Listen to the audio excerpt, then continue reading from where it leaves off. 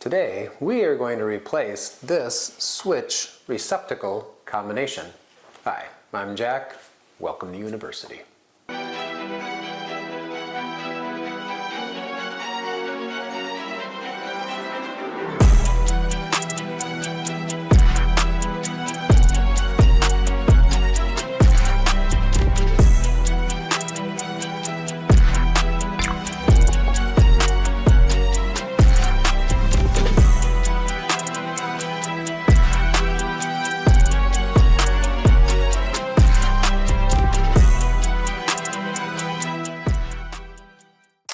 Alright, here we are. We are at the motherboard that I've created for all these segments.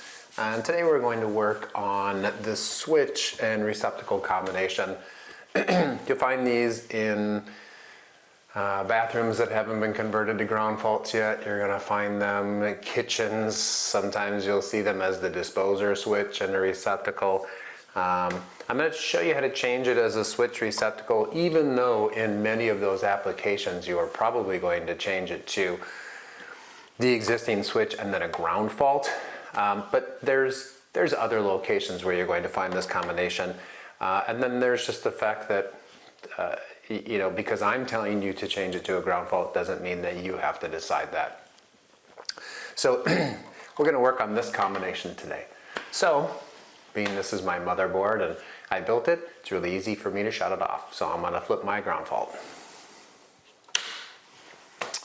Alright, so from there, we'll quickly take off the plates and we'll show you what's underneath.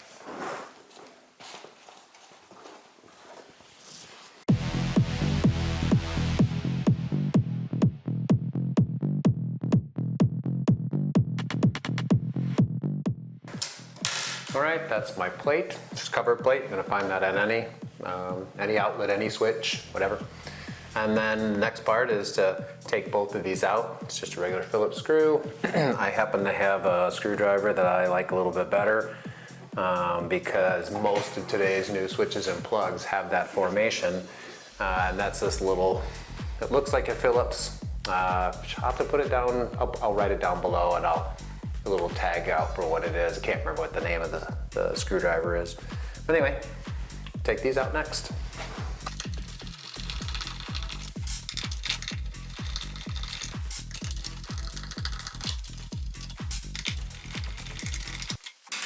Alright, from there, we just can pull both of these out. Their wires aren't going to go anywhere.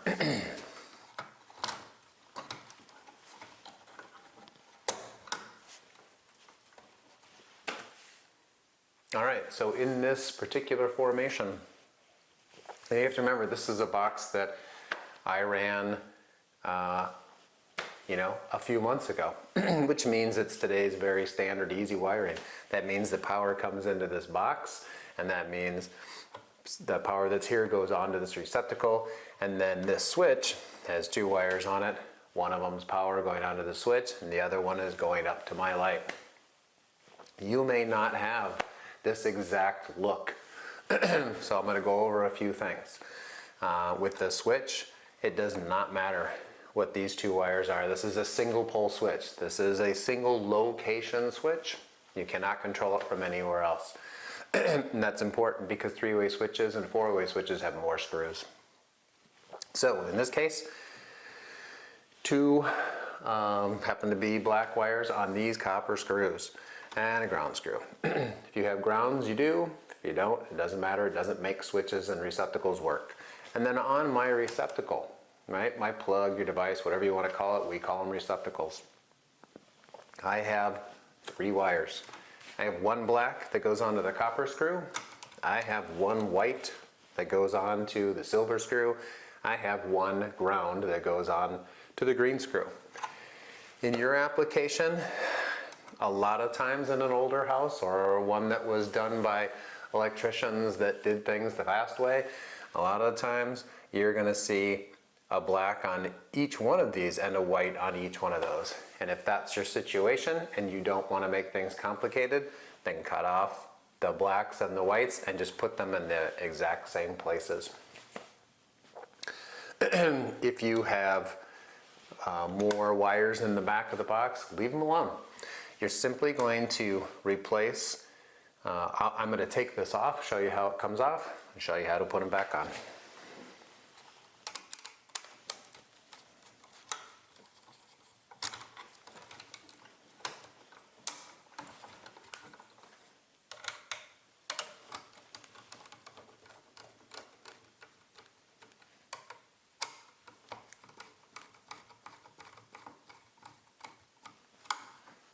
I know I make this look easy, I've done it for a long time. If you just kind of pull and get underneath on that, it comes off. Same thing with the ground, you just kind of get underneath. You kind of want to leave these looped because it'll be easier to put them on the other screws. Now that these are off, you can see I just have my hot wire, which is my black, and I have my ground, and then I have my neutral. Again, I'll point out on this receptacle, copper screws are always your hot wire, silver screws are always your neutral, ground goes on a green. Like I said before, if you're looking at the back of your receptacle and you have 2 whites on the silver screws and you have 2 blacks on the copper screws, if you want to make it easy, just put them back on. It does not matter what order the whites go, it does not matter what order the blacks go.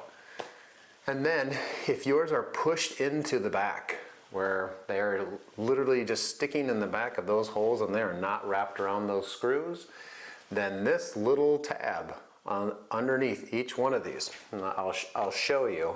I'll show you what you use. This is why electricians keep tiny little screwdrivers like this. If your wire, I'll go ahead and put one in just to show you. I'll take the ground wire just for no reason.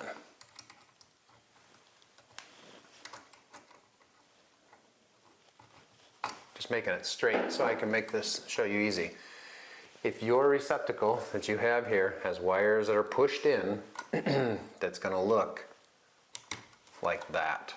And it's going to be stuck in there. And you're going to try to pull it out and it's not going to want to come out. That's called stab lock. That's what receptacles that use that, those are stab lock terminals. And that means when you push it in there, a little blade grabs it on the back. I will tell you, good electricians never ever use this. They don't last very long. All my years of troubleshooting, I did a lot of replacing things that were stabbed in the back like that. So, if you have the opportunity, the willpower, whatever, if yours are in here, definitely just push on this little slot that's underneath. When you push on it and then push your wire, it'll come out. All you're doing is pushing that tab that I'm talking about, you're just pushing it flat. And then, when you're done, instead of going in those little push ones like that, wrap them like this and put them back on. So, we're going to bend our little neutral or our ground wire back to round so that we can get it back on its screw. We'll just do these one at a time, it's just easier. So, ground screw, everything goes clockwise. And the reason for that is because when you go clockwise, you will turn the wire the same direction, so it'll go under the screw harder. Mechanical connections are really the death of electrical. If you get a connection and it's just a little bit loose, then it'll arc. Arc creates blowing up of things. It also creates burn marks, and believe it or not, as little as I use it, it can create fires. So my neutral wire, my white wire, just has that same little hook on it. I'll wrap it around. And if you watch as I screw this, it'll start to turn. Because I have it clockwise, it'll make it tighter, because it's going to wrap itself under the screw. And then, same thing for the black wire.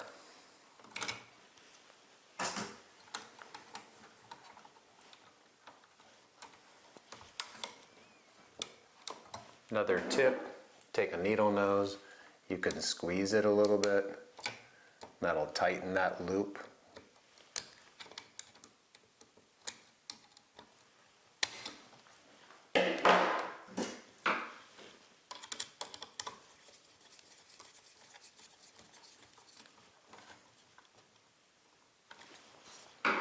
go. That one's put back on.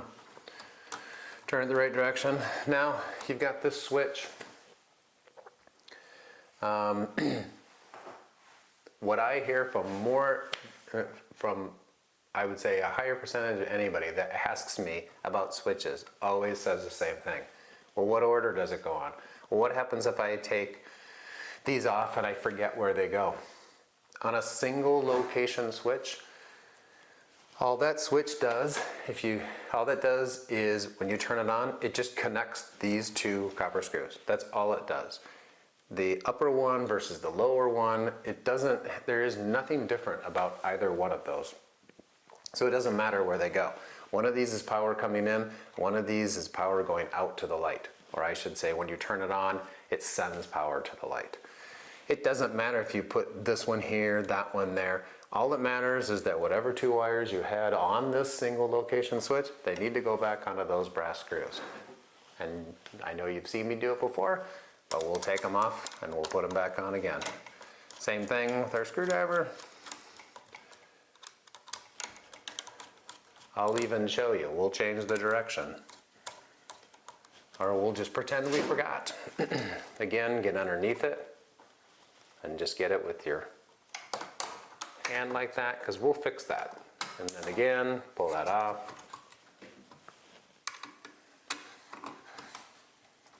Take our ground screw off.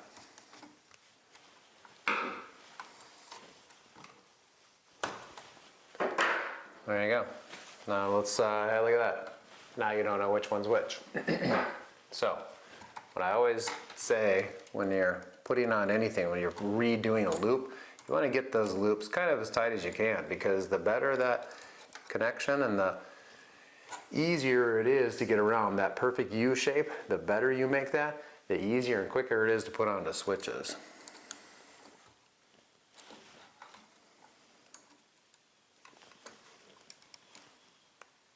Those little U's that I've created. That's what goes around a screw better. It may sound silly because we're doing electrical, but I cannot stress it enough. Mechanical connections are the first and worst problem that you will have in anything electrical. I troubleshooted for 27 years, and I would say 90% of what I corrected out in the field was simply poor connections. So, ground screw, back on. I like to take a needle nose and do it. You could just wrap it if you want. I'm pretty picky about things being tight, obviously. I talk about it a lot.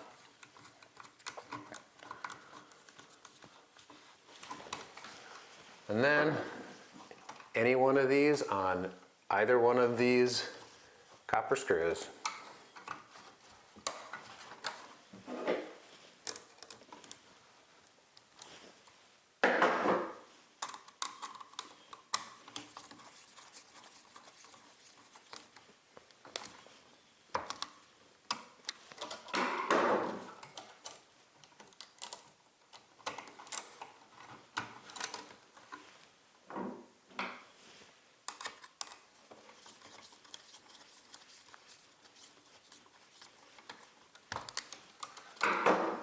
There we go.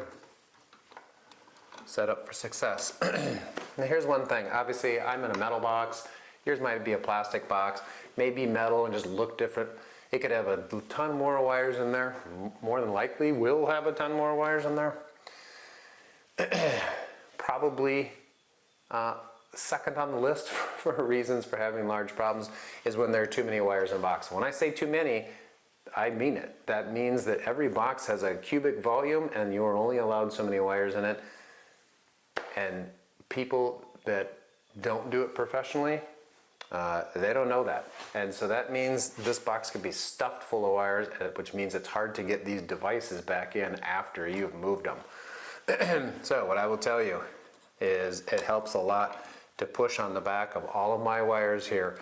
Push them so that they kind of all go up or down, whatever is easy for you, and you want to create what looks like an arc.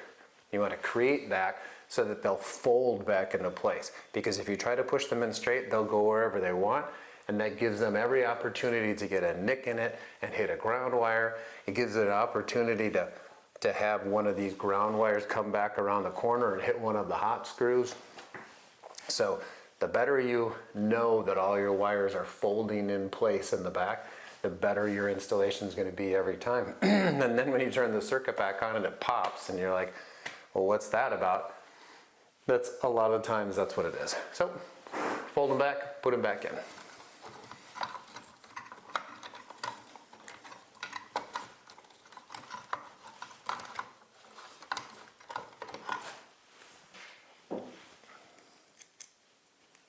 Now, because I've been an electrician for a long time, you saw me use a screwdriver, now I'm going to use a screw gun. Because it's faster. Although I will tell you, when I used to train people, I used to tell people never to use a screw gun to install receptacles and switches. And the reason for that is that it's very rare that you land on a flat surface with a switch and a plug. And when you can't feel when it's getting tight on a wall, you tend to overdo them, and then your plates and your receptacles get all crooked and wonky. I will tell you there's a mix of both. Once you learn how to do it with a screwdriver, then you know how far to go with the screw gun. And then when you get to the very end, see, I haven't done it, I haven't screwed it in all the way. I've left it just enough to just tighten up the last little bit, make sure they're level, which I'm kind of guessing because I'm sitting off to the side so you can see what I'm doing.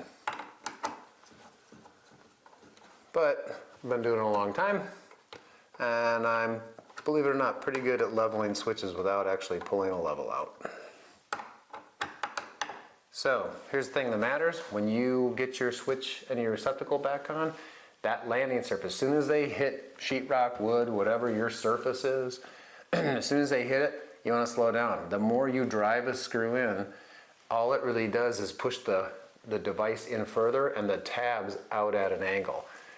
And all of those things make it make it worse for your plate. When I put my plate on here, when I do my screws, all this device and that device will be perfectly level.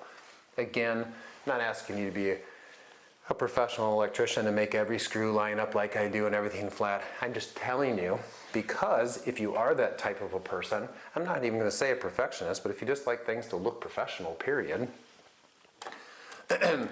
having your devices perfectly flat on the sheetrock, that's what's going to make that perfectly flat when you're done. And of course, you know, I've installed like a million of these, so I'm going to be better at it. And then also, if you leave your devices snug but not super tight, I'll show you another thing, another value you get out of that. After I've installed this plate completely, and it's just snug so that things are flat or whatever profile you like. Some people like the receptacle to stick out of it. When this is done, if I've snugged it in place, instead of driven it into the point where these won't move, when I'm done, I can see my gap here. I can see how I can take it and actually turn it. I can just tap it. And I can physically turn that thing back up plumb so that it's level. And you can only do that when the devices at below are just snug. They're not sloppy by any means. That's the professional way of doing it. They don't have to be driven to the point where they can never move again. Anyway, so that is our switch receptacle combination. Good luck. See you on the next one. Hello and thank you for watching our content. If you are looking for something that you can't find in this channel or you can't find in the playlists, something that you're working on and you need help with, then please send me a message just right here on the channel. Let us know what you're looking for, and even if it isn't something that I've covered before, maybe I'll even have to learn it. Thanks so much for watching. See you next time on Jack.